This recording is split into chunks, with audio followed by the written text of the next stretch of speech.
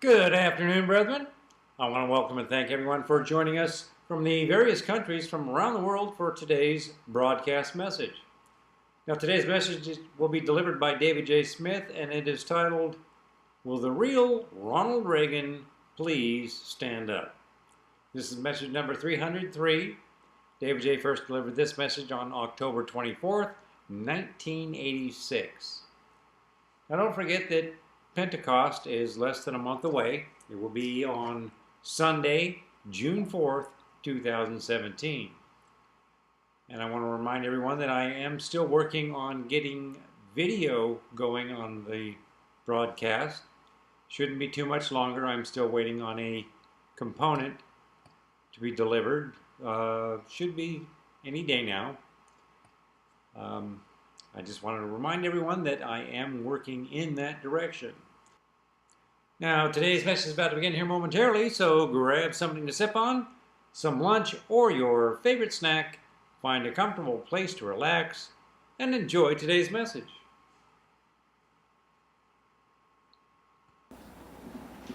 I want to say that by no means should there be any implication in this that we should compromise with sin. We must always live and preach the holy laws of God. And we don't want we don't want to allow anybody to ever think that we have any other opinion.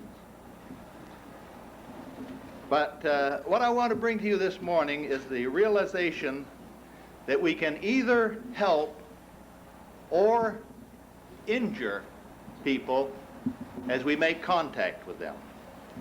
And I want to show you that we should be helpful and not injurious. And also remember that I am speaking to myself.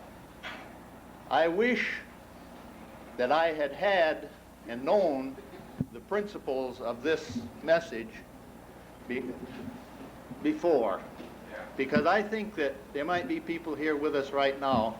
If I had performed the way that I should have, there might be people here with us now that aren't.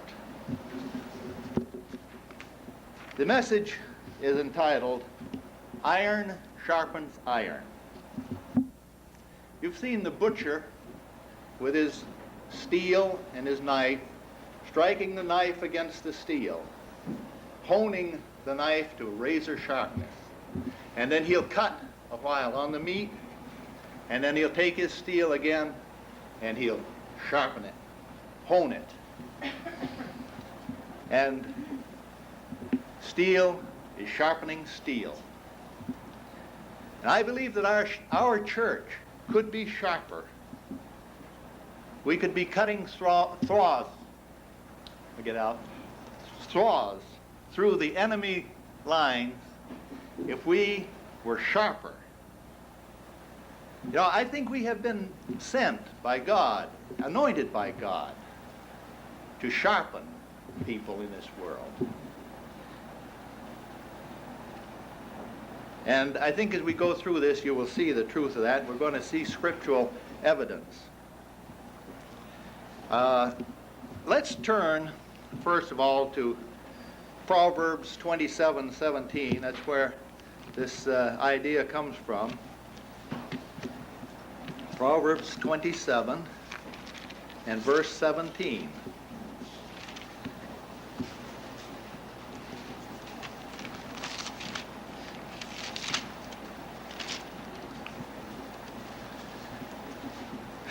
Now I want to be sure to get in the right chapter this time. Last time I had a lot of trouble. 27, it's still giving me a hard time here. Iron sharpen iron, so man sharpens the countenance of his friends. In the same way that the iron, the steel, sharpening the steel, the butcher on his steel sharpens his knife, people. It says man, but this applies to the women and also to the youngsters, you know. How we meet each other. We can either sharpen or we can injure. Now, if the butcher took his knife and struck it head on against the steel, you'd have two pieces that were injured, broken, damaged. The steel would be broken, damaged, and the knife would have a jagged mark. If you kept repeating that, there'd be nothing left, nothing good left of the knife, and jagged pieces in the steel. So if you don't meet at the right angle, then damage can result. You can't sharpen steel with a piece of chalk. It isn't hard enough. You could grind that steel against the chalk all day long, and all you do is wear away this chalk. You can't cut a diamond with a piece of carbon. I mean, a piece of charcoal. So it is with Christians. A Christian, in order to sharpen another person, must himself be sharp. But we must always remember that in order to sharpen, we have to come together at the right angle. Let's turn to Psalms 64. Psalm 64, and we'll start reading in verse 2. I'm going to show you here that about enemies. And I'm going to use an analogy here that even people in our church, our brothers, can sometimes be like enemies. And this is the way God looks at enemies. Hide me from the secret counsel of the wicked, from the insurrection of the workers of iniquity, who whet their tongue like swords, and bend their bows to shoot their arrows, even bitter words, that they must shoot in secret at the perfect. Suddenly do they shoot at him and fear not. They encourage themselves in an evil manner. They consume of lying snares privately. They say, who'll see it? They search out iniquities. They accomplish a diligent search, both the inward thoughts of every one of them, and the heart, the deep. But God shall shoot them at them with an arrow. Suddenly shall they be wounded. Such direct confrontation leaves both pieces, both persons, injured if you strike head on. What's the result of this? One person may come out as a winner, all right? But such direct confrontation leaves both the blade marred and incapacitated. And one of them will be the winner. And the other will limp away, feeling hurt, injured, and defeated. And then the winner, who is dulled by the pride, he has won the battle. And his senses have become dulled and crippled. First of all, his hearing is impaired.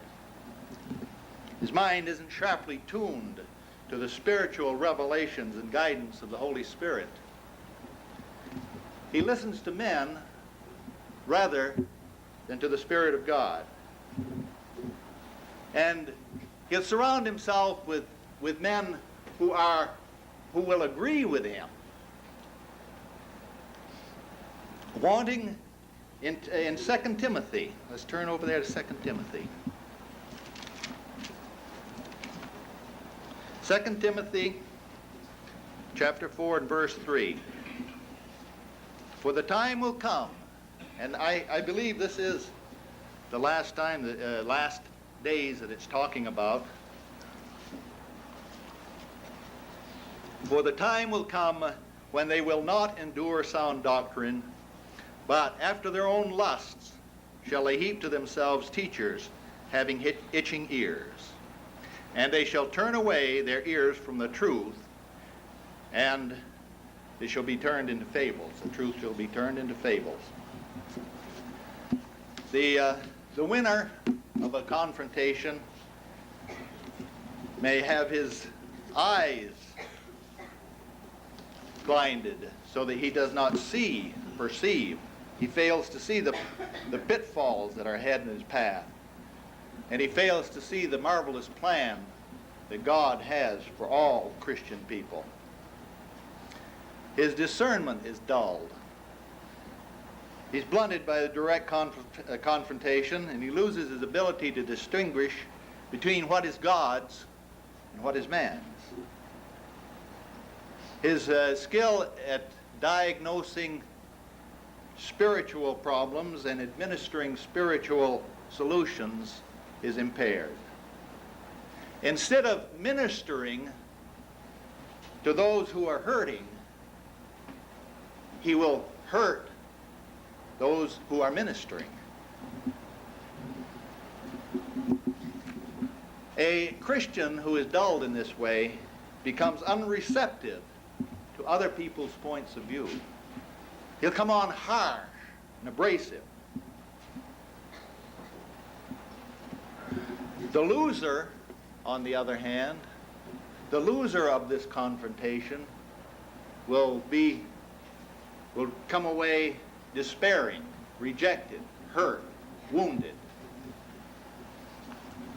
So the principle of steel or iron sharpening iron has to be applied in the right way. There's only one verse that I could find where this was quoted directly as iron sharpening iron, but I think throughout the whole Bible, the principle is involved. Paul, in Galatians 2, and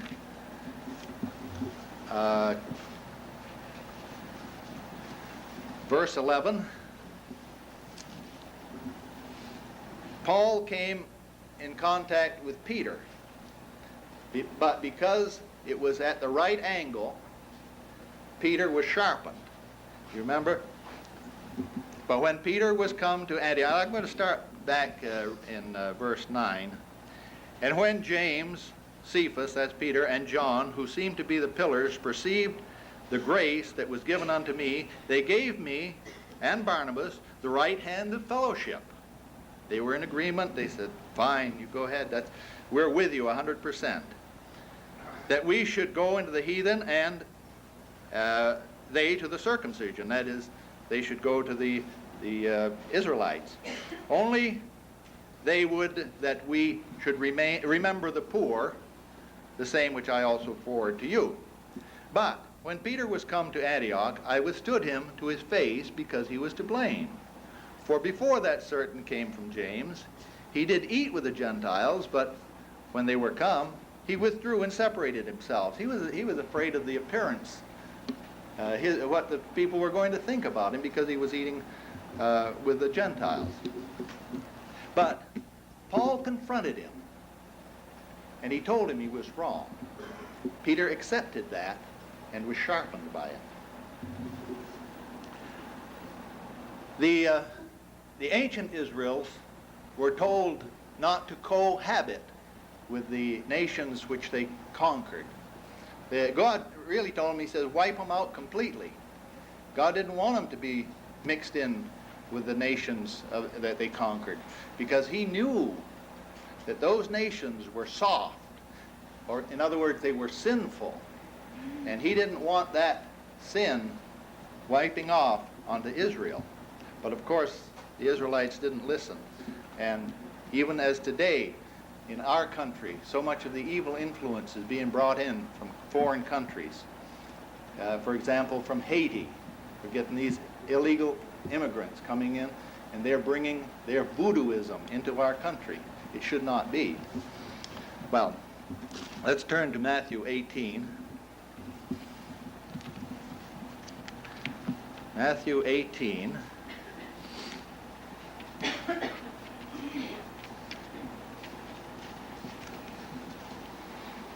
And starting in verse 15.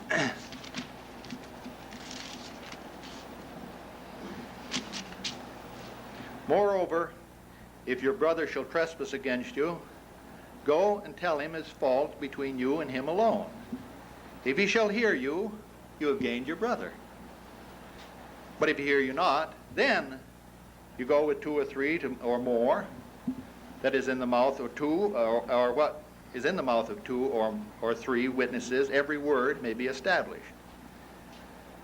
And then if he shall neglect to hear them, tell it to the church. All right? Here is a way that we can deal with our brothers, our sisters, when we see that or think that they have an error in the way that they're doing something. We go and talk it over with them first. Okay? We have indeed witnessed the sad results of confrontation.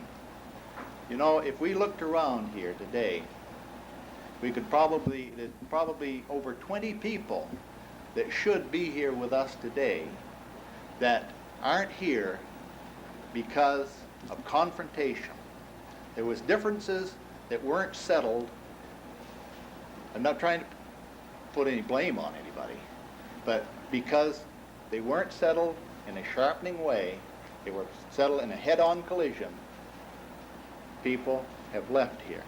Now, like I say, I'm not saying who's right or wrong, but that can be the result of this head-on collision. 1 Peter, turn 1 Peter.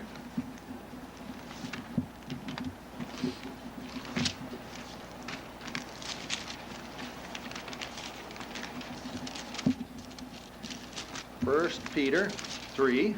I think you probably know what I'm going to read here. Starting in verse 8. Gotta watch it. I was over in 2 Peter. 1 Peter 3, verse 8. Finally, Peter had told back a few verses here about how wives and husbands should deal with each other.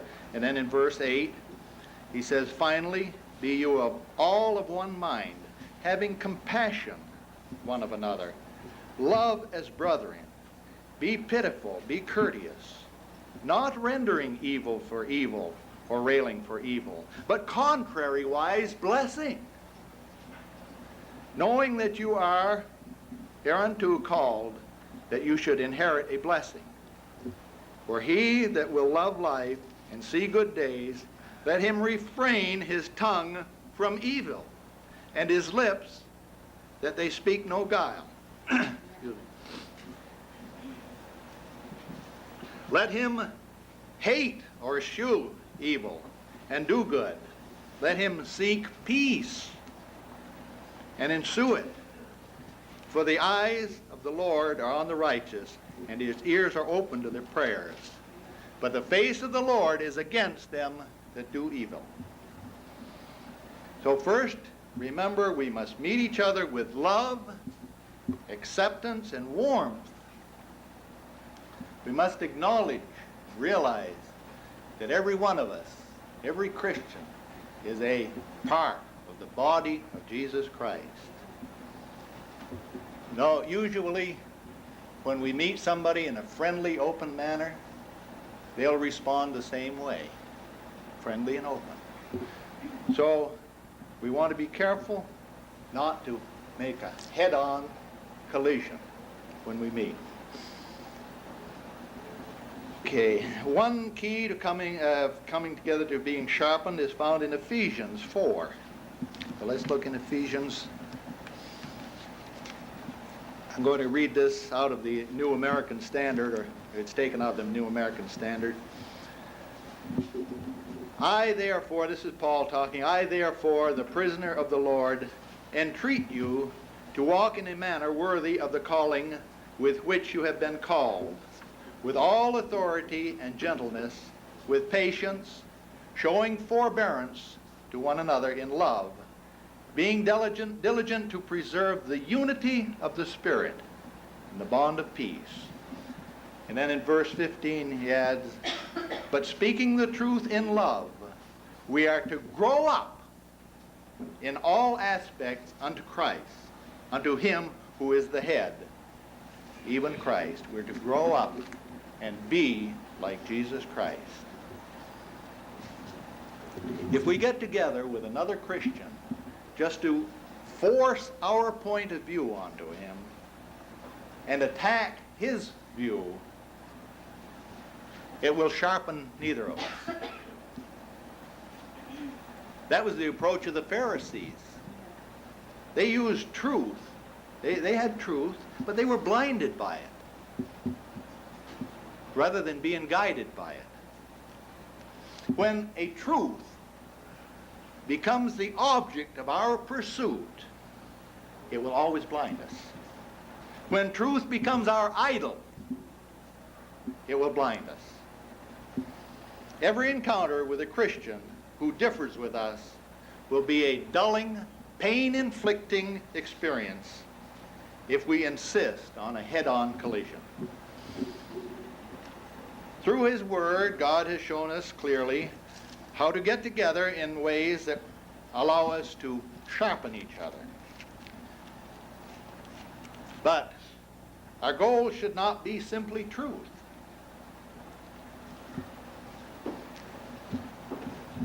The pursuit of the Jesus life, growing up in Christ, and becoming more like Christ should be our aim. Secondly, we realize that to walk worthy of our calling means to show humility, patience, gentleness, forbearance, and love. Notice, this applies not to the people with whom we agree. We don't need to have patience and forbearance with those. It's the people with whom we have a disagreement that we must show patience and forbearance. We need it only for those with whom we are experiencing friction. When we apply these virtues in such an encounter, the friction will sharpen us. Finally, to be sharpeners, we must diligently seek to preserve the unity of the Spirit in the bond of peace. In meeting with those who differ, we are not to diligently seek our own way or to prove our own points. We must, I gotta hurry on here. God is making us into a family. A family doesn't always agree. Every member of the family doesn't always agree. But every member of the family should be looking out for the welfare and good of every other member. And that's what we are. The Christian community should be looking out for the welfare of all other Christians. I haven't got this scripture written down, but you remember Christ told us that if we love each other, that's the way the world will know that we are his. So, iron sharpens iron, so one man can sharpen another. We should all pray that God will empower us to lead our lives in such a way that it will be a bright, shining example of love to this very, very dark world. In Daniel chapter 2, a prophecy was given by the Lord God of the holy prophets, who according to Revelation chapter 22, verse 6, was Jesus Christ. And in Daniel chapter 2, it starts talking about a government that's going to come. But in verse 21, first of all, this statement is made. And he changed the times and the seasons. This is referring to a great God of the universe. And he removes kings and sets up kings. So here is someone that claims to be the one who installs kings in their kingly positions. He also says, look, when I'm through with a man in a certain position of kingship, I have the power and the capability of removing those individuals from that office. He says that he gives wisdom unto the wise and knowledge to them that know understanding. Now in verse 25 of the same chapter 2, I'm going to start in the middle of the verse. In the middle of the verse. No, I'm not. It's chapter 4, I think.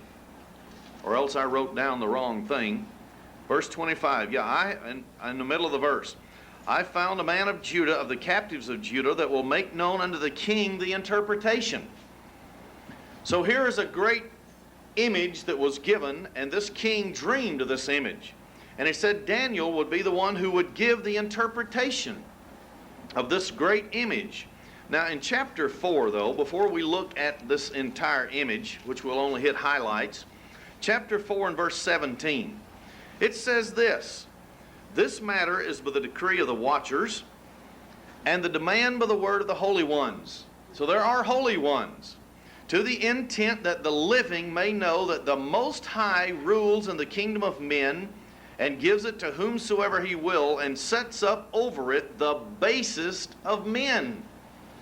Now, God is going to set up over the kingdoms of this earth the basest of men, not Christians. It says so. Right here, I believe the Bible, and I'm not going to change it to comfort one another. And so that we're going to think that we're going to save America. We're not. America was founded on biblical principles, but today America has left God Almighty, and it says here that God is going to set in positions of authority over the kingdoms of the men on earth the basest, the ones who are liars, they're thieves, they're criminals in their private life. They have no moral stature about them whatsoever. None. Now, if this is the case, what about the United States of America today? Way back before the turn of the century, a man by the name of Giuseppe Mazzini sent a letter to the leader of the Illuminati here in the United States, Albert Pike. And he said, look, we're going to have to foment 3 world wars and many smaller wars in order to subject the whole world and bring about our Luciferian world government. They said that they would install a direct agent of the Illuminati in Russia. And they overthrew Russia. They tried it in 1905. And if you want to go to the library and check out a National Geographic magazine of May of 1907, you'll find listed there a whole article on the attempted Bolshevik Revolution in 1907, and it lists by nationality and ethnic names those individuals who tried to overthrow Russia for socialism. Every name listed was Jewish. I hate to say it, but that's an absolute fact in the National Geographic. And you can get it and prove it in the library yourself. Then in 1917, they succeeded in their overthrow of the Russian government. This was the direct agent the Illuminati said they would install to create a world government. From there, they said that they would take the Central Europe. They did it with World War II, and with a stroke of a pen, when they gave Central Europe to the Soviet Union. They said then they would take the masses of Europe. They did it through 1949 and 1950 with the overthrow of China. And Mao Zedong took over as the Red Butcher of China and slaughtered 66 million people. Then they had the Korean conflict. Then they had the Vietnamese conflict. They overthrew Tibet. And on the domino theory went, where they overthrew nation after nation. Then they said they would surround the United States of America, and then it would fall like an overripe apple. But at the same time, they said they would build up the enemy of the Western world. They would have 2 great enemies against each other, the Western world of Christianity and atheism of the Soviet Union. And they would pit them against each other. They would build up the Soviet Union to be of greater military strength than the Western world, and the Western world would have to submit. And if they wouldn't, then they would have an all-out cataclysm to bring them to their knees.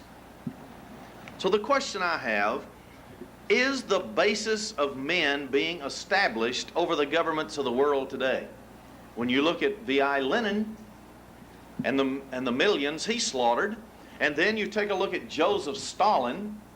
Stalin slaughtered himself over 30 million people when he surrounded the Ukraine and actually starved to death 20 million people by not allowing them to grow food from their own gardens. No agriculture was taking place in that area. They actually blocked off through a blockade all entrance of food by highways and airlift, and they starved to death 20 million people. This is the Holocaust of the 20th century. International socialism and communism reducing the world's population in half, exactly what they said they would do. Now, some people will do anything for money and power. Let's face it. Even throwing nations into war and killing countless millions of individuals, and they'll not even lose 1 minute of sleep. No matter of the injuries that are inflicted upon other peoples, the crippled lives of families, and people coming back from warfare with legs taken off, arms blown off, blinded, shell-shocked. It doesn't matter. These individuals who are power hungry could care less about you and me. These heartless people are the plotters and the conspirators who are the very commanders in Satan's armies. They are the ones who are following spirit guides and demons, and they're literally the purveyors of evil in the earth today. I don't know, but sometimes I think even the word demon might be too kind of an expression for these individuals. And yet, what can you say if you want to try to maintain your Christianity? But the demons, these individuals who are being influenced by the spirit guides, these individuals who are causing us to be the victims of their world government pursuit, are on the march in every single country in the world. And unless God Almighty, the great God who says He sets up kingdoms and He tears down kingdoms and destroys the leadership of them, unless He intervenes, we're on the very verge of disaster in the United States of America. The rest of the world is right now under tribulation, except Western Europe, Great Britain, and the British Empire, and the United States. Andrew Carnegie was the man who actually set in motion the very first plan, the overall plan to steal Joseph's birthright away from him, the United States of America and the British Commonwealth, and the very first republic in over 2,000 years when he financed a very sophisticated group of individuals.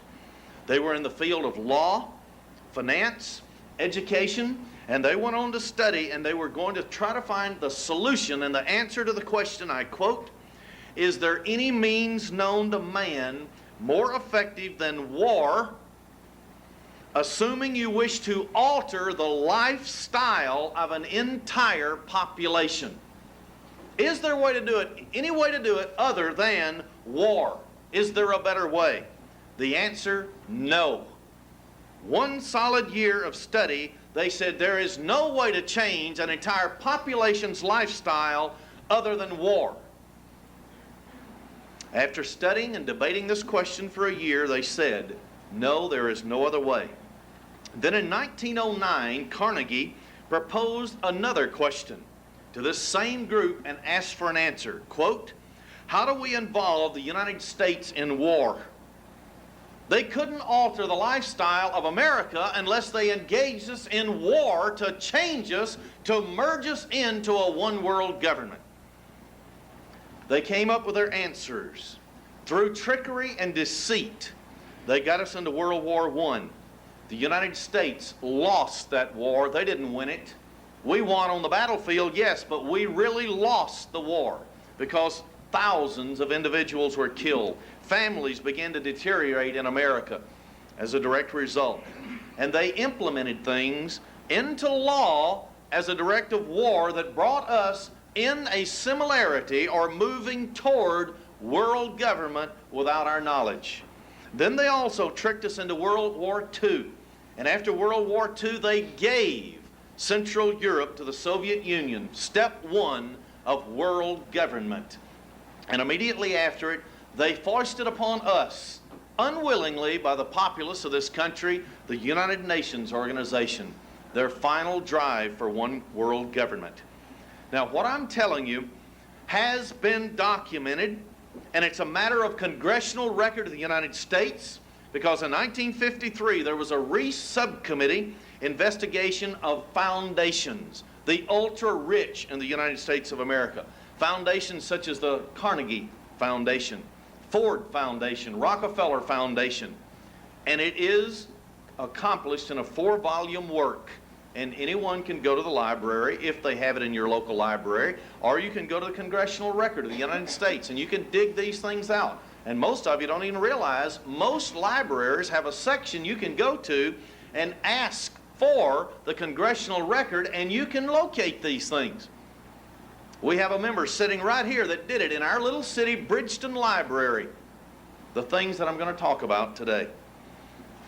Further, much of what I'll discuss today came from a personal interview of a Mr. Jim Townsend with the Reese Congressional Subcommittee's Director of Research, Mr. Norman Dodd. This occurred over a 3-day period in Kansas City, Missouri in May of 1977. And this man was head of the subcommittee. Now, the information that Mr. Norman Dodd imparted came from the minutes of the meetings of the Carnegie Foundation covering nearly 50 years. And it tells what they were implementing to change and alter the lifestyle of the American people to merge us into a one-world government with the Soviet Union. Now, the information that Dodd gave to Mr. Townsend is backed up by a book by a Mr. Rene Wormser, who was the chief counsel for the Reese Subcommittee in 1953. Wormser's book is entitled Foundations, and it was published in 1958.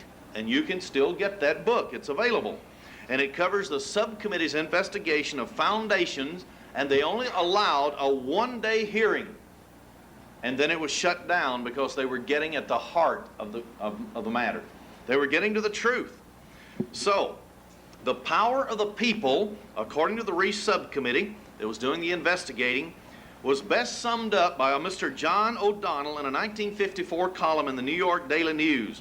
Here's what he wrote. He said, quote, "The Reese Committee had the almost impossible task of telling the taxpayers, you and me, that the incredible was in fact the truth." He said, quote, "The incredible fact that the huge foundations piled up by such industrial giants as John D. Rockefeller, Andrew Carnegie, and Henry Ford were today being used to destroy and discredit the free enterprise system which gave them birth." End of quote. After months of investigations, the subcommittee hearing opened and concluded in just 1 day. The reason being that the plotters behind world government and the dissolution of the greatest republic that had ever existed, pressure was brought to bear in such editorials. It was put out by the New York Times, who was controlled by the one-worlders, the Washington Post Time Herald, also controlled by one-worlders, the New York Herald Time, which was controlled by one-worlders. These are just a few of the newspapers that put out editorials against these on this Reese Committee. Also, many bankers in prominent positions all over the country began to inundate the Senate and the House of Representatives and stopped the investigations. Editors of newspapers and prominent educators all across the United States and the top elite businessmen that could influence and go right into the White House of the United States stopped it all through their influence. And so only 1 day of investigations ever came about these foundations. Now, what was it that the plotters and these men in Congress did not want you and me to know? Here's what Congressman Carroll Reese said about in his preface to Wormser's book. I quote, "The Cox Committee, which had investigated foundations the previous year, left several important unanswered questions, of which the gravest was," here is the #1 question that they never got to bring out into the public's eye, even though they got the information themselves, but they never got to tell it to the American people. Here it is. "To what extent, if any, are the funds of the large foundations aiding and abetting Marxism tendencies in the United States and weakening the love which every American should have for his way of life. End of quote. Now, this was back in the 1950s. Before I graduated from college, I already could see the effects of this. I went to Harding University in Searcy, Arkansas, where Dr. George S. Benson was one of the leadest anti-communists in the United States. He toured the country everywhere he could show films and slides talking about the threat of communism to the United States. I could already see at that time how we no longer desired to stand up when the national anthem was being sung. When our flag hung high and was blowing in the breeze, it was sort of a joke.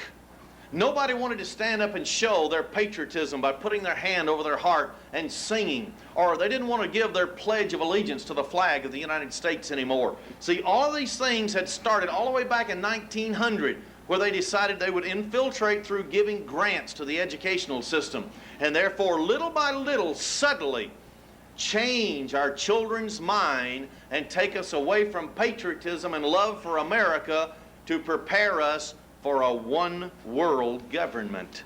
And it's happening. Now, the full story of what happened to this subcommittee is only known by a few individuals. And somehow, several of these individuals have now come into contact with us. And they're now sending me whatever literature they can to document everything that I've been saying. They are Mr. Norman Dodd, Colonel Archibald Roberts, and a Colonel Curtis Dahl, D-A-L-L, of Liberty Lobby. And this Mr. Jim Townsend, who publishes what's called National Educator, trying to educate people to the plot against the United States. Here's what they said. Mr. Norman Dodd, in a conference, or a interview, you might say, with Rowan Gaither, who was president of the Ford Foundation. Here's what he said. He asked the question, quote, why grants had been made to individuals and organizations holding anti-American ideological and political views. End of quote. Here's what Mr. Rowan Gaither answered him. I quote, if you really want to know why some of our grants have been made to certain people, it's because we at the Ford Foundation operate within the framework of a White House directive, namely, to so alter life in the United States that it can comfortably be merged with the life in the Soviet Union. End of quote.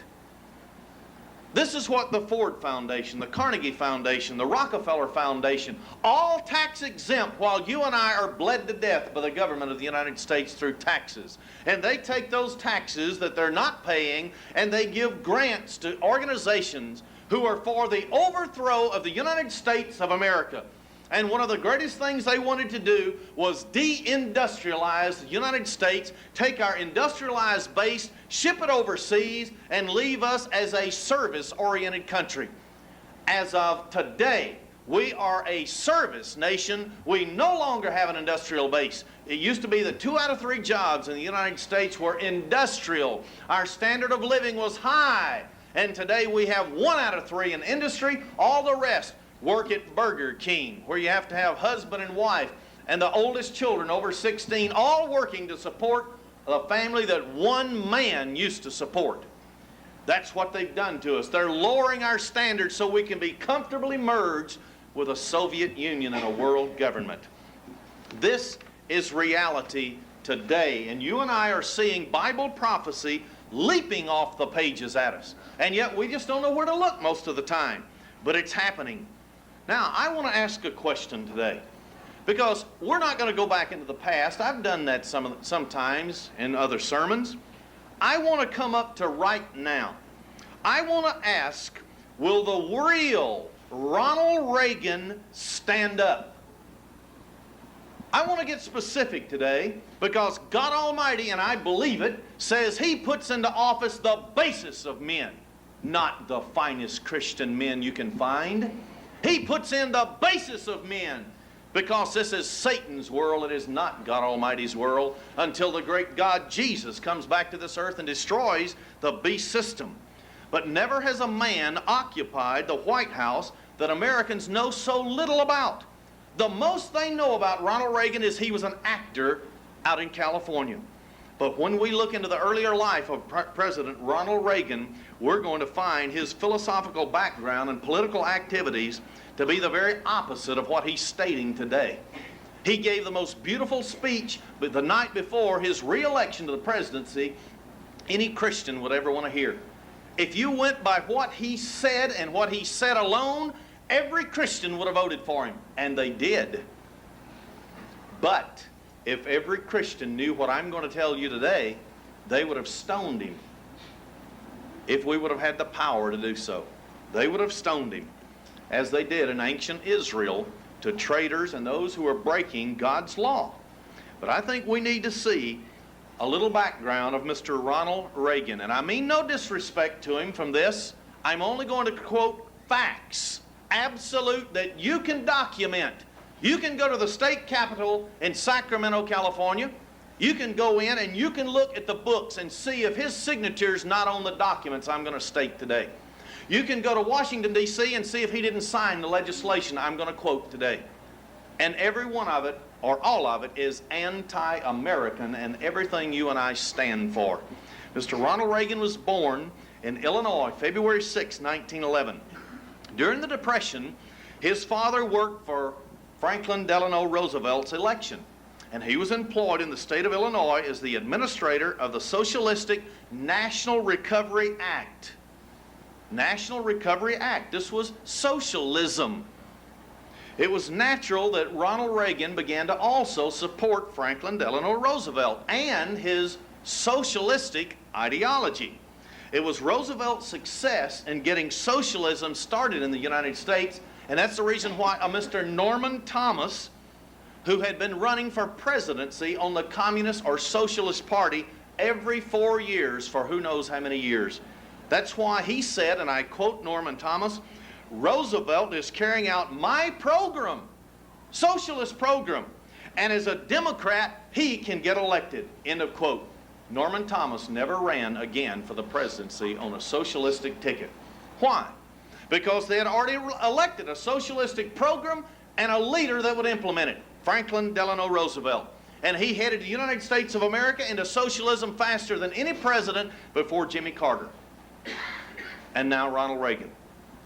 Now, one of the 45 points that W. Cleon Skousen has placed in the Congressional Record of the United States, he also put it in his book, The Naked Communist, was that socialists were trying to destroy America by capturing one or both of the political parties of the United States. I'm going to hold up one of our magazines that we have published in the past.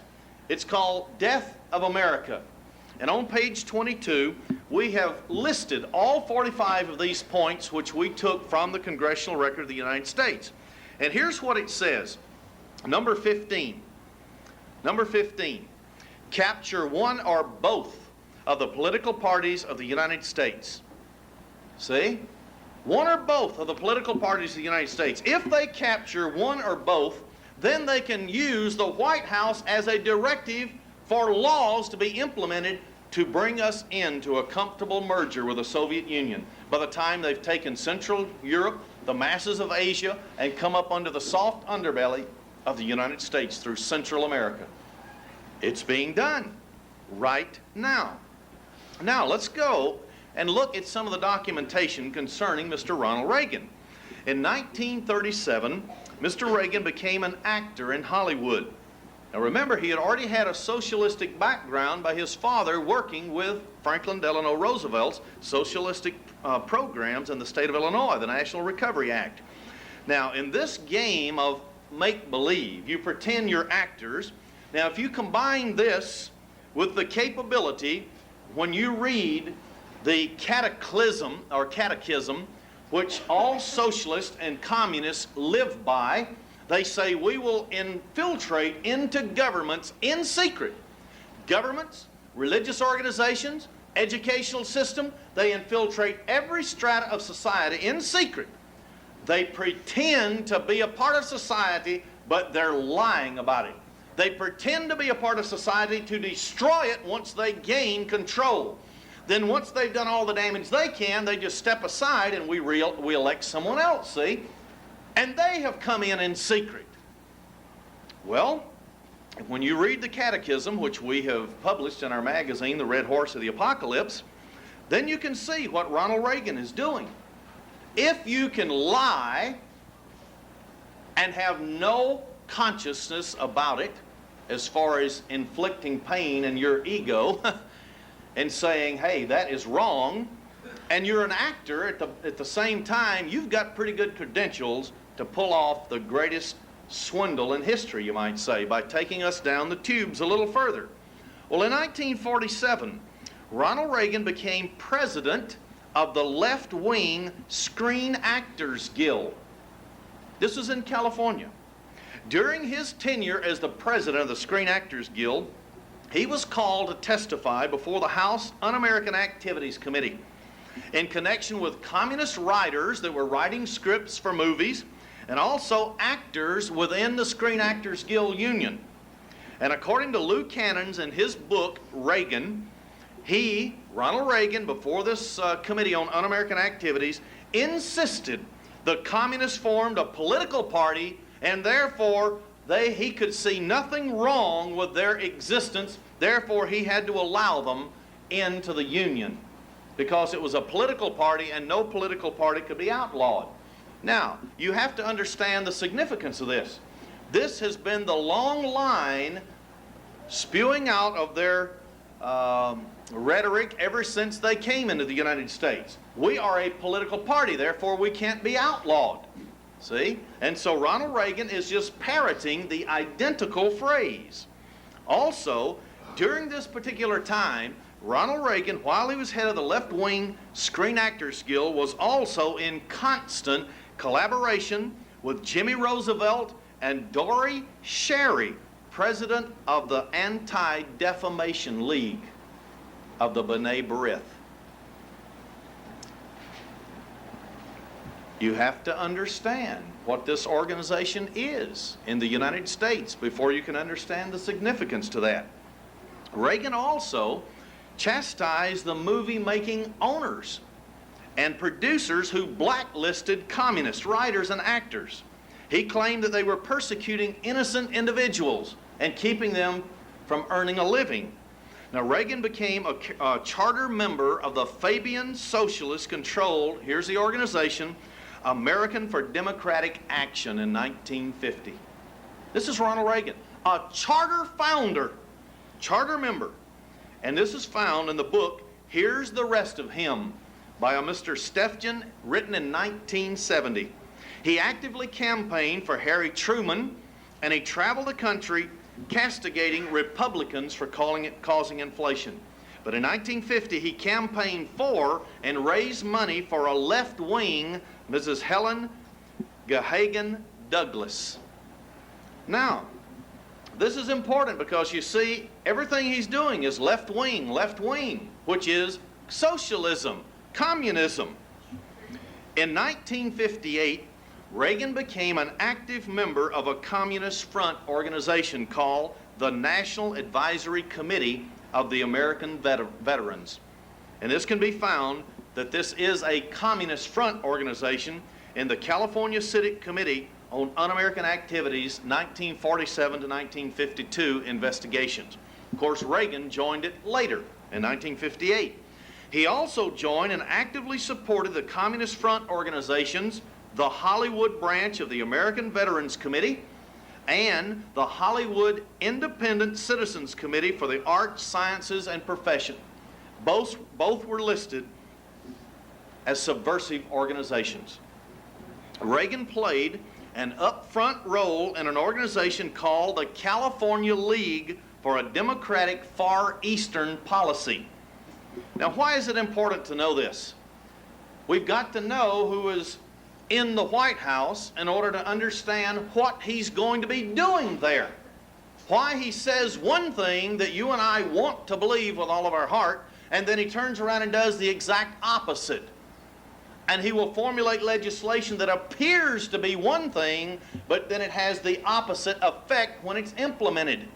I'll only give you one example as I go on through here. He said that he was going to give a 10% decrease in taxes the first 3 years to give us a 30% tax break.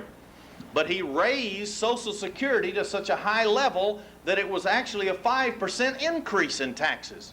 And now they've passed a new tax legislation that all tax advisories, and I've already been told this by my accountant, they said get ready to pay more taxes, and he said he was going to reduce them. Only the poor and the very rich will stay about the same, and it's going to milk us till we have no money for ourselves hardly anymore. The exact opposite. He said he'll reduce taxes. He ended up with a 5% increase through high Social Security. Now they're having a sweeping new legislation of taxes, and it's going to milk us further. Oh yeah, he said we'll reduce them, and he's raised them. My Bible says you'll know them by their fruit, not what they say with their mouth. Now, let's go a little further about Mr. Reagan. Remember, he's in this California League for a Democratic Far Eastern policy. Now, this organization, or this league, is closely linked and followed the lead of a communist-dominated Institute of Pacific Relations in their drive to bring about a socialist world for Mao Zedong in China. That was in the 1940s and 50s, the Institute of Foreign Relations. They were instituting Far Eastern policies by the government of the United States and the British government, their own counter program like the Institute of Foreign Relations, to take guns and ammunition and armaments away from Chiang Kai-shek, that Mao Zedong could overthrow the government of China. And it worked. And finally they fell after our State Department cut off all aid, and Chiang Kai-shek had to move out onto Taiwan and Formosa. Well, all these things are historical facts now. So you see, Ronald Reagan is working hand in hand with a California organization that is working with a national organization promoting communism in the Far East. Now, the Senate committee chaired by a Mr. Pat McCarran, investigated this Institute of Pacific Relations. And here's what they reported, quote, "The Institute of Pacific Relations is an instrument of communist policy, propaganda, and military intelligence," end of quote. And yet Ronald Reagan was involved in a state organization supporting this. Now, the FBI of the United States of America raided the offices of the Institute of Pacific Relations. And here's what they found. Quote, they found over 1,800 documents, stolen sensitive government documents in their offices. They also found AmeriAsia magazine, which was helping promote communism.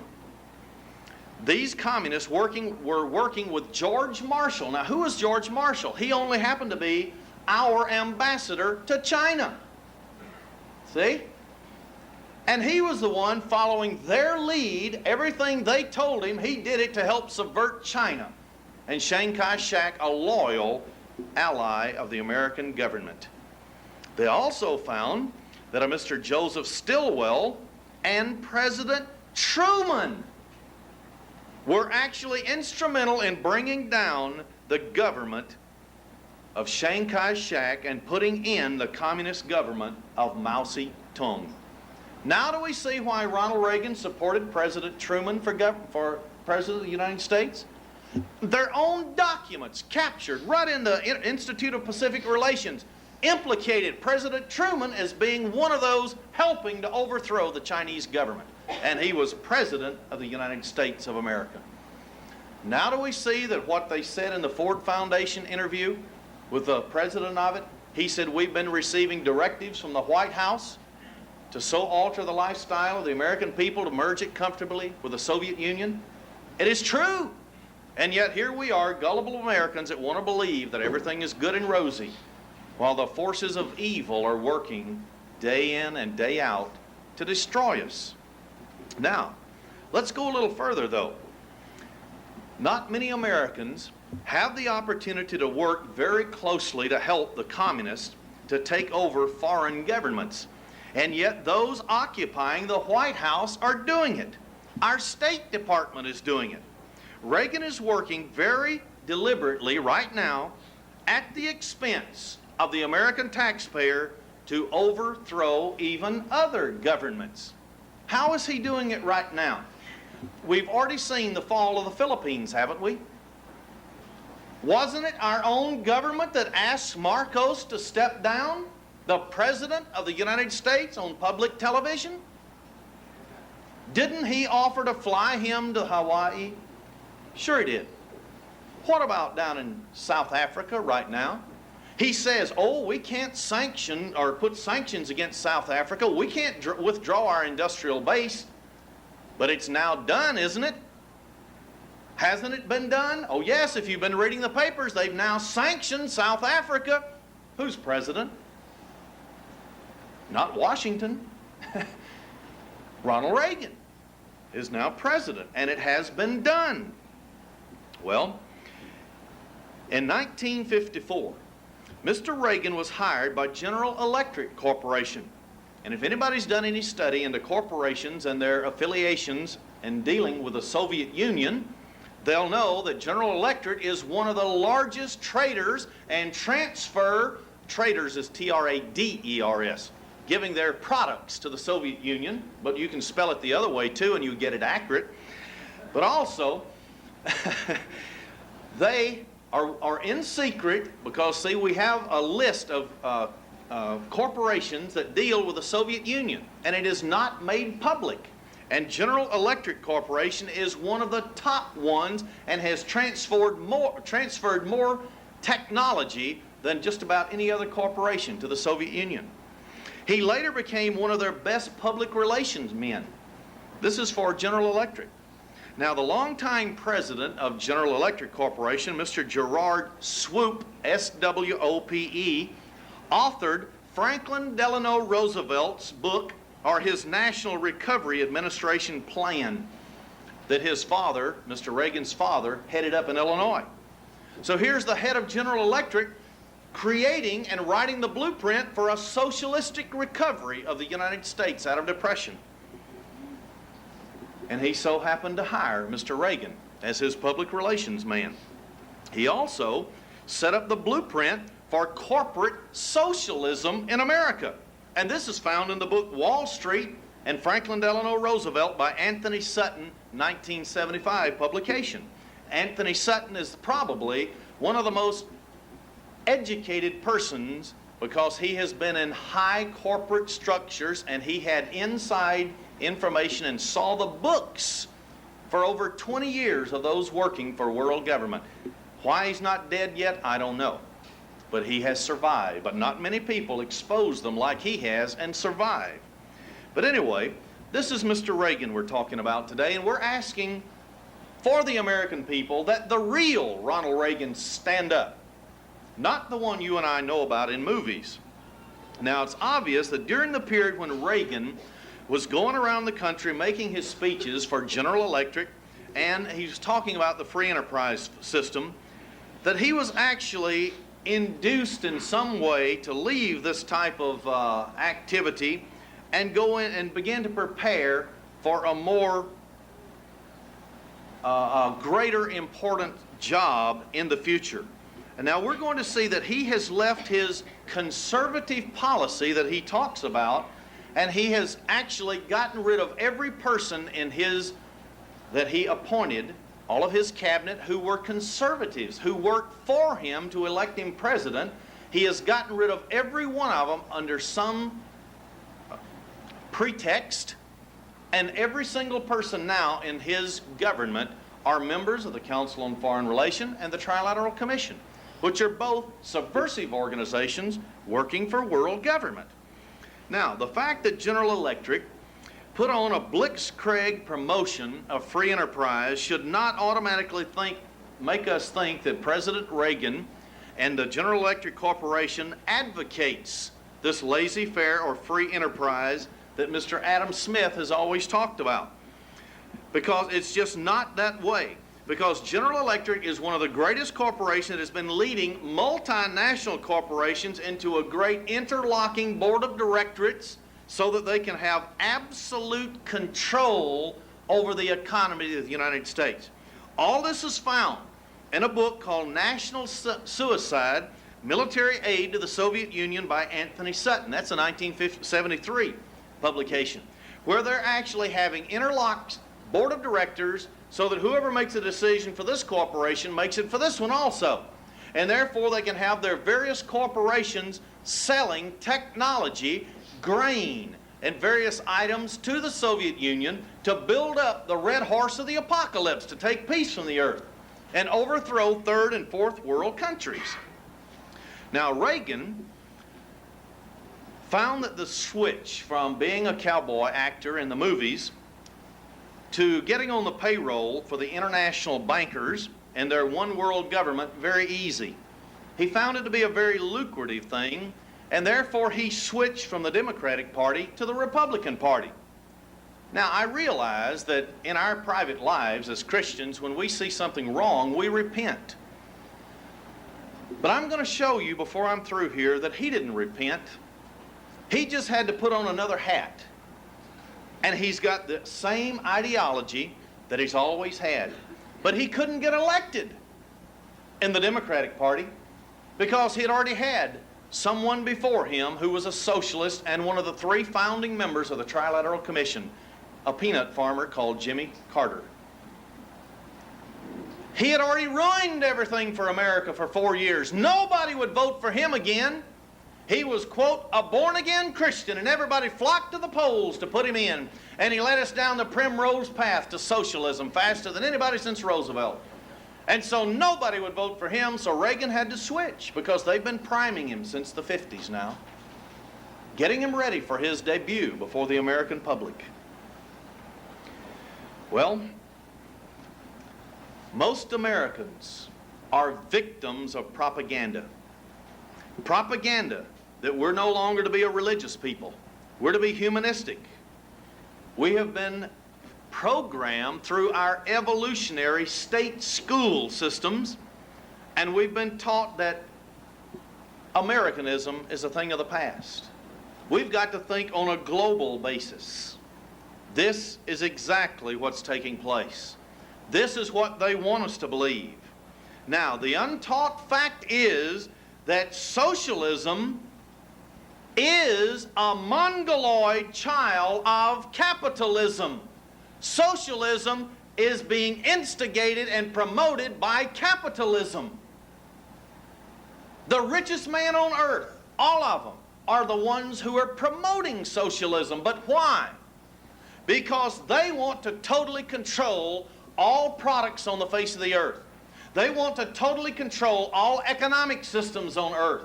They want to totally control every individual on earth. They want to tell you how much meat you can eat, how much grain you can have, how much milk you can have. And so those who are controlling our government and the free enterprise system are now the ones who are controlling international socialism. That's just in the congressional record of the United States. But it's way back there when they investigated socialism in the foundations. You and I are living 50 years later. A whole new generation has come up that don't know what happened back there. And they control all the bookstores. They have bought out all the publishing firms so that they'll no longer print books where you can find the truth. So you have to go underground. You have to go to book sales where you can find old books written in the 1910s and 20s and 30s when there was still freedom in this country. And the publishing houses could publish the truth, but they can't do it anymore. And you'll never find this information in the bookstores like Northwest Plaza in St. Louis, Missouri, Walden bookstores. You can't find them, and you won't. Well, let's go on a little further, and let's look at some of the programs that Ronald Reagan actually instituted. And then you tell me, is he a socialist or is he a Christian? You can't be both. No such thing. God says kind reproduces after the same kind. I'm going to use this as a little facetious illustration. If you're a Christian, you cannot produce socialism and communism and anti-God. You can't do it. So if he was a Christian, he'd be producing Christian programs. He's not a Christian because I'm going to prove what he's doing. On October 22nd, 1964, after it was very obvious that the Republican Party, under the control of Nelson Rockefeller, had now scuttled Barry Goldwater, his chances to become president, and Barry Goldwater was one of the last ones who had a chance of ever turning America around. And he wrote a book telling of the whole sad story that's taking place in America. Anyway, Ronald Reagan felt that it would be safe for him getting into TV and he went around orating what is called Rendezvous with Destiny. This was a speech that he made. Now, this enthralled conservatives all over the country. So they decided to support and finance Ronald Reagan for governor in 1966.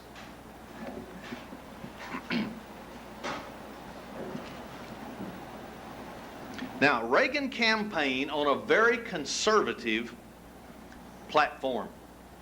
He says that he was going to squeeze, and I'm quoting his platform statements in 1966, he said he was going to squeeze, cut, and trim the size and the cost of the state government by at least 10%. Now let's see the real Ronald Reagan stand up. What did he actually do as governor of the state of California? Well, Reagan was a spendthrift, a tax and spending agent, just like the Keynesian, who was an economist, said, his theory. They had no regard for constitutional rights or economic needs of the electorate who elected him. He didn't listen to them all. He increased the state budget, here it is, from $6.4 billion in 1967 to $10.276 billion in 1974. His 8 years, it went up 2.5 times. Did he trim it 10%? You shall know them by their fruits. And he did all of this by raising taxes. Okay? He increased the sales tax in California 248%. He increased the personal income tax 404% in 8 years. The corporation taxes went up 160% in 8 years of his governorship. Property taxes went up 96%. Gasoline taxes went up 40%. Not one tax was lowered. Not one. You shall know them by their fruits, not what they say. If you are a liar, if you're on the other team, if you're on Satan's team, he was the father of lies, and they say in the cataclysm, tell the people what they want to hear, then go about destroying the filthy order as fast as they can. That's exactly what's taking place. So I'm asking the real Ronald Reagan to stand up. Not 1 cent of taxes went back into the pockets of the taxpayers that they had paid into the state. The only rebate went not to taxpayers, but it went to local governments. And in order to pay them, Reagan had to raise taxes. So no matter what they did, he raised taxes. So much for the cut, trim, and squeeze. Now all the time, Ronald Reagan was flaunting himself as being a real conservative and making speeches about cutting spending and big government. I want you to notice what happened during his term. Reagan blamed Pat Brown before him for being a spendthrift because he was spending $3 to $4 billion a year, and then when Ronald Reagan got in, he spent $10 billion. So was Reagan telling us the truth? I question him. But you see, two things were happening. The same time Ronald Reagan was destroying California, a man by the name of Jimmy Carter was destroying Georgia. Same time, they were grooming two men, one in one party and one to switch to another party to come right in behind him and to take over the governorship or the presidency of the United States. Reagan kept bragging about how he got an army of indolents off the welfare rolls in California. Remember when he was running for the presidency, he talked about what a wonderful job he did for welfare in California? Well, let's look and see what he did for welfare in California. When Reagan took office, California had 2,270,000 people on welfare. After 3 years of Ronald Reagan's reforms on welfare, the expenditure of millions of additional dollars, 9,267 people were actually placed on workfare programs. Out of 2,270,000, they spent more money trying to get them off welfare than they saved. They could have paid them the welfare and saved tremendous amounts of money. Oh well. Anyway, this plan has been abandoned since Reagan left the governorship of California. During his tenure, the welfare program rose 43% in total expenditure. So much for squeeze, cut, and trim. Now this is important to understand this, because when I get to what he's done as President of the United States, we've got to compare what did he say back there and what happened in reality. What did he say coming into the presidency and what has happened? And see if there has been no change or whether he has repented. I say that facetiously. Well, I want to quote briefly from the Los Angeles Herald-Examiner, January 15th, 1974, talking about former governor of the state, Ronald Reagan. He liberalized the educational program by appointing liberal Dr. John Ford. This is the Los Angeles Herald-Examiner, and others to the State Board of Education. They increased the tempo of progressive socialism while adopting guidelines providing for a non-religious, humanistic school program eliminating moral values in favor of social change education. End of quote. Who is Ronald Reagan? Should we respect him as the President of the United States? Only because he holds an office, not because of what he's doing. He is for the forces of evil. He started it by implementing a socialistic, progressive education of John Dewey by eliminating God from the California school systems. One of the first bills he signed as governor was the infamous sex education bill that allowed sex education in California. He signed Bill AB 2265 in 1972, giving the state regulation and control of private schools. Bingo.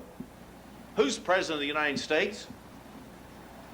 Could it be that he will also give the government of the United States control of private schools? Let's wait and see.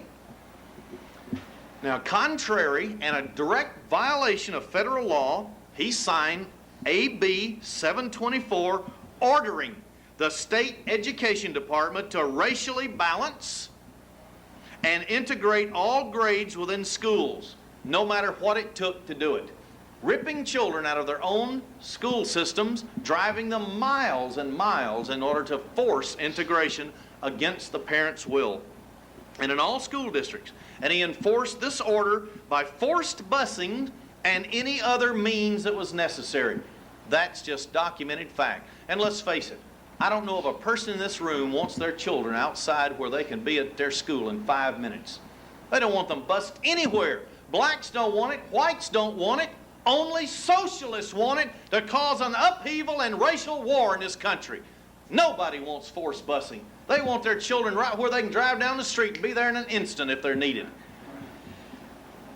Governor Reagan also set up the notorious planning, programming, budgetary system for California.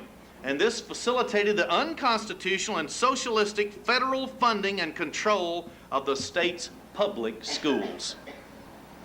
See, instead of the state supporting their own schools, now the federal government is now funding and controlling the schools. And now it has spread to every state in the United States of America. And of course, I've printed before Newswatch Magazine where the socialists introduced a bill and a lawsuit so they could say that anyone or any organization that the government actually funded or supported, they had a right to control it. So anything, any money given by the government to any organization, the government gives the guidelines, and that organization is useless except to socialize America. Well, let's go just a little further now. What is Ronald Reagan's stand on abortion? Don't be too sure you know.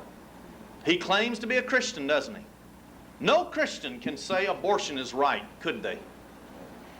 In 1967, Mr. Reagan's first office as governor, he signed the Bellinson Abortion Act, legalizing abortion on demand to be paid by the Medi-Cal, which is California Medicare, and that's by all taxpayers.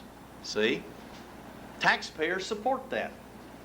By the end of his second term, he had created a biological holocaust in California, totaling over 500,000 abortions before it even became legal by a Supreme Court dictate. This is our president today. It's documented. Anybody can go find out the truth of this. This should tell us why he appointed ultra-liberal left-winger Sandra O'Connor to the Supreme Court of the United States. See? She's for abortion, isn't she? Oh, yes. She promoted abortion for years in Arizona before she became a Supreme Court justice. Proposition 1 in California was Ronald Reagan's effort to deceive the voters of the state of California to promise them lower taxes. This premise later was challenged by a state analyst, a Mr. Alan Post. Mr. Post said that under the complex wording of Proposition number 1, that it would actually increase taxes.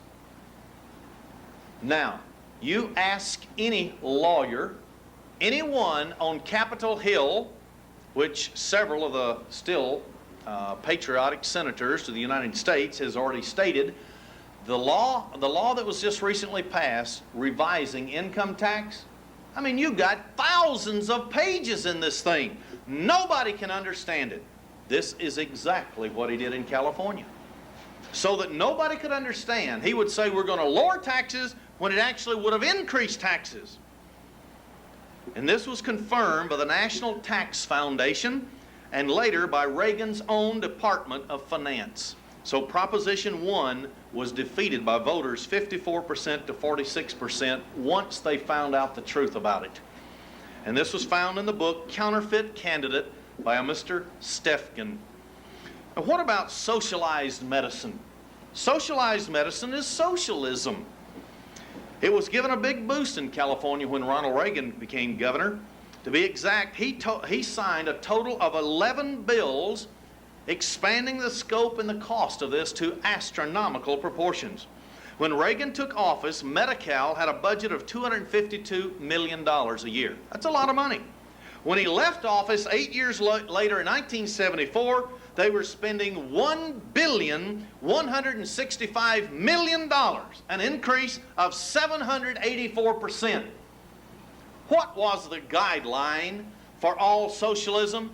Infiltrate governments and then spin the nation into bankruptcy, and then we can overthrow the government. Will the real Ronald Reagan stand up? We want to identify him. What about crime control in California when he was governor for 8 years? There were twice as many convicts and major crimes in the streets of all of California when Reagan left office than when he was elected. This is a statistical fact. During his tenure, he ordered prisons emptied and closed down. Remember Alcatraz, or whatever the one is off the coast out there? It's empty today. Alcatraz? It's empty, all because of Ronald Reagan. It was a maximum security prison. The largest number of prisons on parole were preying on citizens in all of these communities because Ronald Reagan laid down dictates that would empty all prisoners out of their cells. They would give them the quickest parole that they possibly could. Reagan subsidized county governments whose courts did not incarcerate criminals. If they held them in prison, they wouldn't give them money. So they gave them money to turn them loose, and they did on the public. As a result, Los Angeles, they had 90% of convicted felons back out on the streets within 2 weeks. 90% of convicted felons. Wow. He centralized law enforcement agencies and the justice system, cutting out local control. Isn't that exactly what they're doing today? And now there has even been spotted by some of our members federal police cars on the interstates. Where in the world in the Constitution can we have a federal police? It's not there, but they're driving the highways. We saw one on Interstate 140 in St. Louis County, Missouri. This was a year ago. I don't know if they're just doing this one at a time here and there not to draw attention, but it certainly happened. He very enthusiastically, this is Ronald Reagan, adopted the subversive program of the Federal Law Enforcement Assistance Association, abbreviated by the government as LEAA. And this was placing hardened criminals on 72-hour leave. Hardened criminals, murderers, maximum security, given 3-day passes from the prisons. And this was a federal program because they accepted federal aid for the prisons. Well, what did he do for the Office of Economic Opportunity as governor of California? When the state legislature tried to eliminate this socialistic bureaucracy by reducing their appropriation to $100, they weren't going to appropriate any more money, and that would force everybody to quit their job. Reagan defied them against the Constitution of California and supplied the bureaucrats with $100,000 in funds. What was it from? Office supplies. They took office supply money and gave it to this Office of Economic Opportunity to keep them going. There was a Mrs. Bernadine Smith. She's the one who worked frantically for several years to dig out all of this information. And she lives in California, and she dug it out. What did Ronald Reagan have to do with regionalism? The Constitution of the United States said that you cannot merge 2 states or more states together. All states are independent of all others. And yet Ronald Reagan has had something to do with a program called regionalism, where it has now done away with the borders of Illinois and Missouri, Missouri and Kansas, and now they have 10 regional districts. And I came in face-to-face confrontation with this year when I got a speeding ticket in the state of Illinois. You know what? It used to be that if you got a speeding ticket in one state, they took your driver's license so you paid the ticket. No longer. They give it right back to you willingly. And if you don't pay it, they send the state police wherever you're from, and they come get you. See? I know, because I received a letter because I didn't have the payment for this fine in on time. And I received a letter stating that I either paid it or my Missouri license would be confiscated by the state of Missouri. And Illinois had no jurisdiction in the state of Missouri. Oh yes, we're under a different government, not the Constitution of the United States any longer. Regionalism is simply a conspiracy for scrapping our Constitution, scrapping our Bill of Rights, and destroying the sovereignty of counties, states, and the nation, and turning it into one large socialistic world government. And it is already foisted upon us. It's here. We don't have to wait for it. All they have to do is pull the strings and tighten it. It is already here. The whole idea was founded at the University of Chicago, which is controlled totally through grant foundations by the Rockefellers. And this is found in Chicago. 1313 East 60th Street is the exact address where this whole program of regionalism was founded. This was to be a very silent socialist revolution in America by enforcing this number it's called Regional 1313. They were to actually eliminate boundaries of the states and counties, they were to set up one person as the head over each of these 10 districts in America. So we have a dual government. This is in force right now. Already, it's here. The whole idea of this is to eliminate all representation of the people. Therefore, we send representatives to government, but they're not the one that gets the laws passed. The real laws are set down and written at 1313 East 60th Street in Chicago, Illinois. And then they submit them, and that's what becomes law of the land. These are submitted by these 10 regional officers who head up these programs. The design is also to eliminate the Army, Navy, Air Force, leave us with no freedom of speech, no freedom of religion. That's why a great Christian president, Ronald Reagan, got the Genocide Convention Treaty passed to eliminate religion in a few years from the United States and to eliminate freedom of speech that I'm giving right now today. This is all because of regionalism. It's going to be a totalitarian government, and it'll be accomplished by transferring power from the elected officials to an unelected bureaucrat, and it'll be done in secret, and you and I won't even know it unless there's watchdogs out there watching them. Do you ever wonder why we elect mayors, county commissioners, state governors, and then they in turn put on the payroll what is called city managers, county managers? It's because the governors and the elected officials are not really ruling. They're merely a figurehead. And these city managers and county managers are the ones who's running everything. This is regionalism, and it's upon us now. It's called Metro 1313. This is reality, brethren. We're living in prophetic times, and God has placed at the head of governments the basest of men, not Christians. God Almighty is going to see to it that His program comes to pass, and it's working right now. Now, because we've had 5 decades of Americans that have been brainwashed and brainwashing us with their humanistic programs and schools, we are now ripe for regionalism.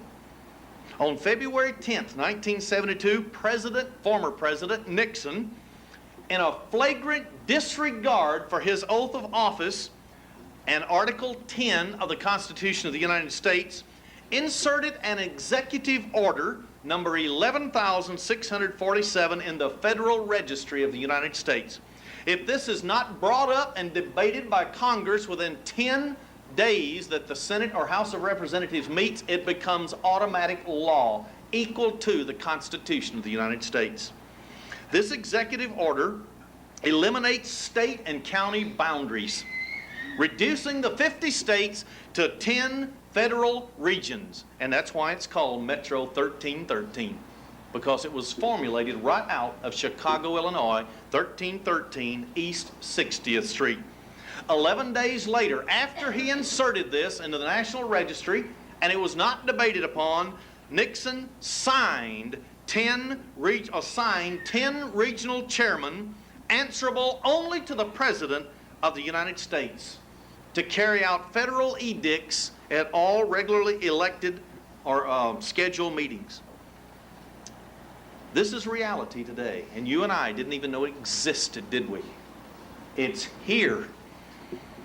These 10 men are assigned by the President. They are not elected. They're not answerable to you or to me. That's why things are done in this country, no matter what the outcry is by the population. No matter how we vote in a landslide victory to change what's going on, it never changes. It cannot change when one or both political parties are controlled by the President. We're actually operating under 2 governments right now at the present time. One is that our constitutional elected government seems to be intact and working. It's an outward show to make us think that nothing is wrong in America. The other is the unelected regional world government that only takes orders from the President of the United States, and he receives his directives from the foundations. and from those laws formulated at the United Nations because of our 18 or 17 treaties with them and Metro 1313. Brethren, the root of all evil is money. It's the love of it. Now, money isn't the cause of all evil, but when you love money more than anything else on the face of the earth, you can be bought. You can be sold. So what have we done in the United States today? We have now, because of our desire for our government to hand us everything, we now have inflicted upon us what is called revenue sharing, which is only one more step in the program to so let the government control all states that you and I have no say-so in the matter. Revenue sharing. Do you realize that our own Senate and House of Representatives voted down the 55-mile-an-hour speed limit? Oh yes, this is fact. I've got a big stack of documents proving it. Why do we have it then? Because of revenue sharing.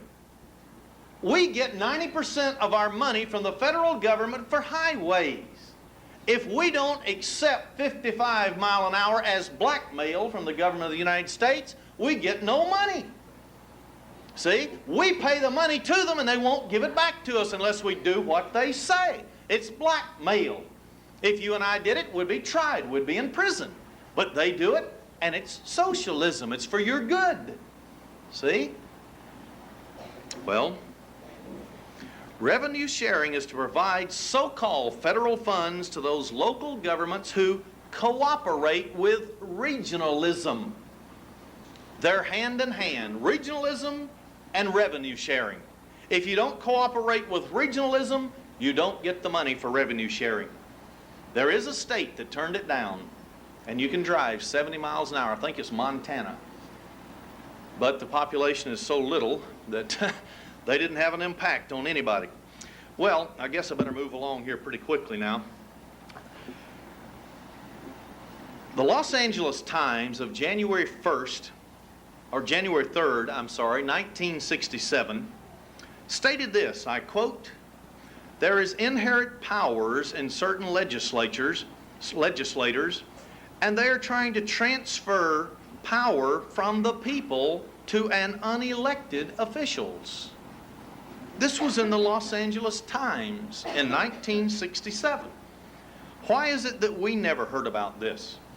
In 1971, Ronald Reagan signed Law AB 1301, making it mandatory for every Californian to obtain state regional approval before they could sell any of their land, no matter how small a piece of land they owned. They had to get state approval. That is law, I'll repeat it, AB 1301, and that is under regionalism. He further decreased property rights in that state through a series of land use bills and redevelopment laws. He urged state authority over coastal property. He said that the state of California should own all the islands and so on off the coast, and all drilling rights for oil and so on. He supported creation of the Lake Tahoe regional government, allocating some California land to Nevada. Incredible. And yet the Constitution says you can't diminish the state borders. You can't merge states. And yet he's giving land from California to Nevada. Is Ronald Reagan for us? Was he the great Christian that we thought he was? Or is he a socialist? We haven't got to the White House yet. I know I've got to hurry to do that today. Governor Reagan did such a competent job with his regionalism in California that he's now been, I guess you would say, rewarded with the presidency of the United States because he was absolutely faithful to his masters. What about gun control? What about Ronald Reagan and gun control? Now, the Constitution of the United States says that you and I can bear arms. And the reason our forefathers wrote that was to see to it that we could not be overthrown by foreign governments or those who would usurp authority over our government. We could control our own destiny through not letting our constitutional republic being overthrown, and if we're disarmed, we have no defense against it. While campaigning for governor, or I guess you would say later president also, President Reagan promised to resist any effort that would take from the American citizens its right to own and carry firearms. Now let's go back and see, did he do this when he was governor? In 1968, Governor Reagan signed into California law the Mulford Act, M-U-L-F-O-R-D, the Mulford Act, which was the most sweeping and repressive gun control legislation ever passed in the United States of America up until that date. This law nullified any citizen's right to defend himself and banned loaded guns from any public street or highway in California unless the owner could absolutely prove beyond a shadow of a doubt that he was in imminent danger of attack. This means you could never have a loaded automobile or gun in your automobile as protection in case you're going through a bad section. All this information is found in a book, Here's the Rest of Him, page 60 and 61, referring to Ronald Reagan. Now, not satisfied with the Californians receiving this type of stifling legislation against our constitutional rights, Article 2 of our Constitution, Governor Reagan enthusiastically, I don't know of a better word, embraced the planned proposal of the Federal Law Enforcement Assistance Administration, which would eventually provide for the confiscation of all guns in America. He supported it. Governor Reagan agreed with the Law Enforcement Assistance Administration to make California a model state for the entire country, to eliminate handguns and all other guns. But under the guise of this reform, he brought up a program, but it was rejected. It was rejected. Now, let's get into a little bit of what President Reagan has done since he's become president, because I think this is very important. Now, what was one of the very first things that he did when he went into presidency? All right, he said, let's lower the income tax 10% a year for 3 years. Very silently, and the reason I'm very familiar with this is because I'm self-employed. I pay my own Social Security. My Social Security nearly tripled in 1 year. 1 year. And my son, who has now had his second year in graduate school at the University of Missouri in economics, has already said they've got proposed where the Social Security tax goes up all the way to the year 2020. So there's going to be no relief in sight from this. And it used to be that one person who retired and drew Social Security, 5 people were paying in to cover that person. Do you realize within 5 years there'll be 2 of us paying for one person who is retired on Social Security?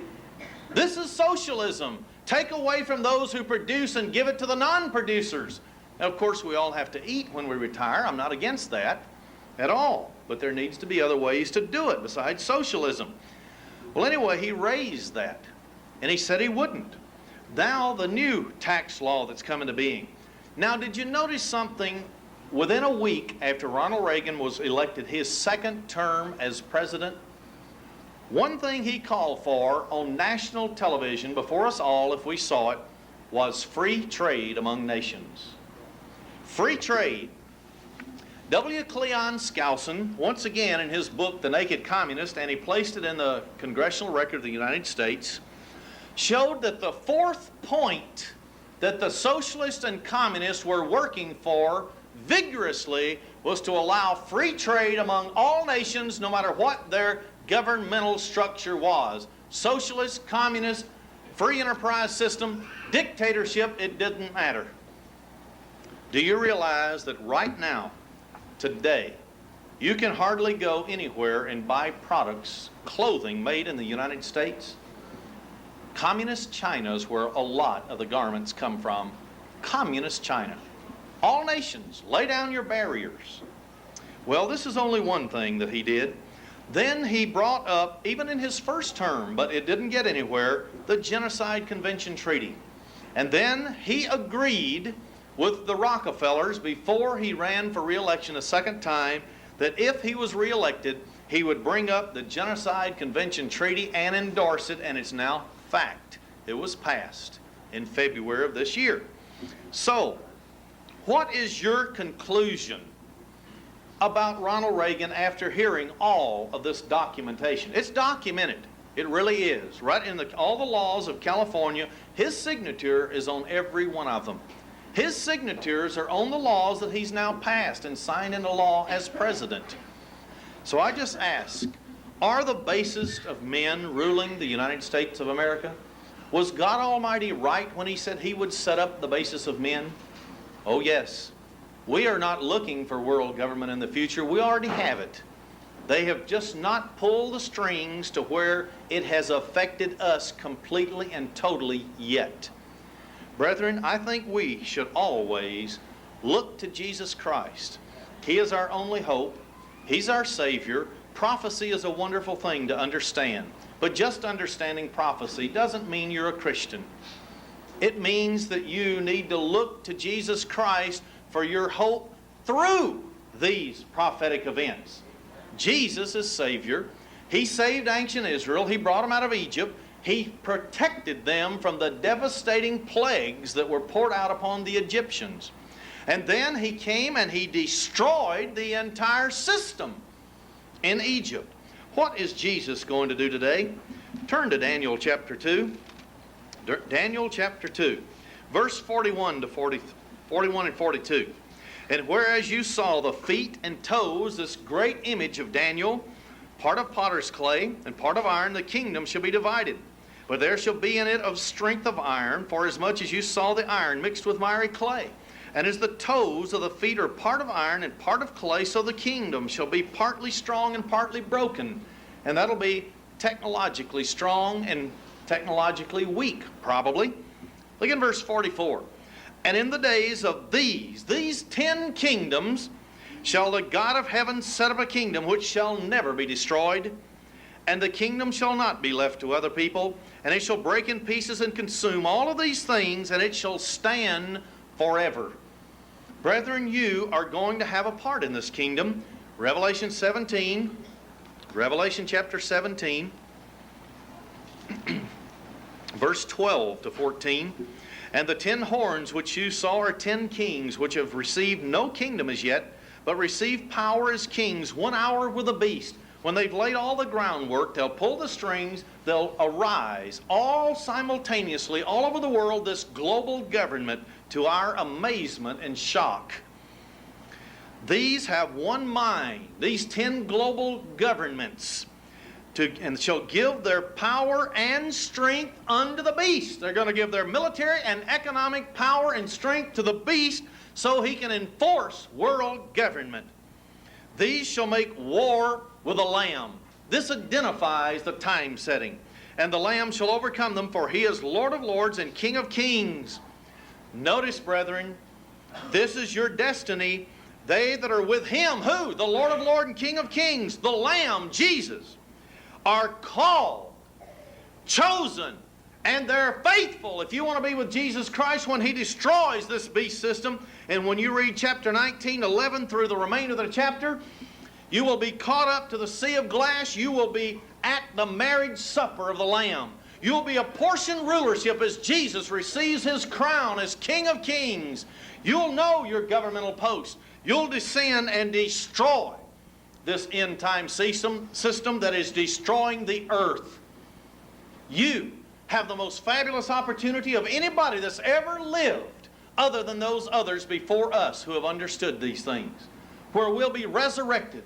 We'll have the opportunity with a spirit body, never be assassinated, to rule with peace and harmony and happiness, to bring every type of productivity and every desire of the human heart to the human race. But Jesus also will stop Satan and his demons first. First, when he descends, he'll stop Satan. He'll put him in an abyss for 1,000 years so that finally, without deception, this world can be productive. People can be converted to Jesus. That's what you're all about. That's what Jesus is all about. Without this hope before us, there is gloom and doom in the atmosphere. But with this hope, I and you can do all things through Christ, which strengthens us.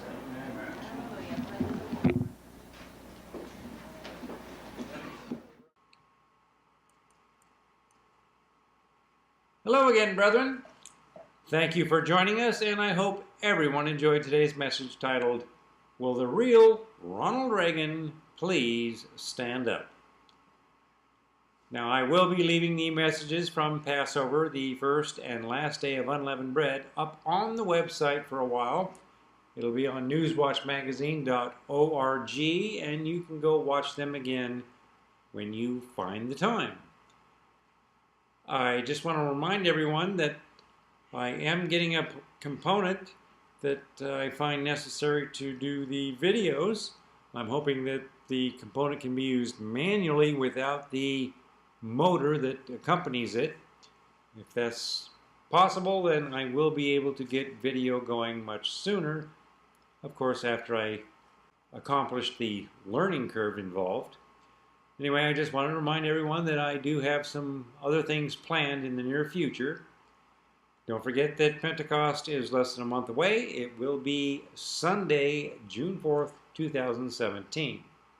At this point, brethren, I'd like to mention that Brenda Smith would like to thank everyone and extend her gratitude for the support that is demonstrated through your tithes, offerings, donations, and prayers. Remember that all of your support is a tremendous help in keeping us going. So if you found this ministry to be a blessing to you, we would like to ask if in return you could also be a blessing to us. Whatever the good Lord moves you to give and your finances will allow will always be greatly appreciated. And you can send your tithes, donations, and offerings to Post Office Box 36, Waxahachie, Texas 75168. Again, that's Post Office Box 36, Waxahachie, Texas 75168. Thank you again, brethren, for joining us today. Until we meet again, do not accept the mark of the beast, and let's make all our days worthy of God's blessings. You all have a blessed week, and goodbye for now.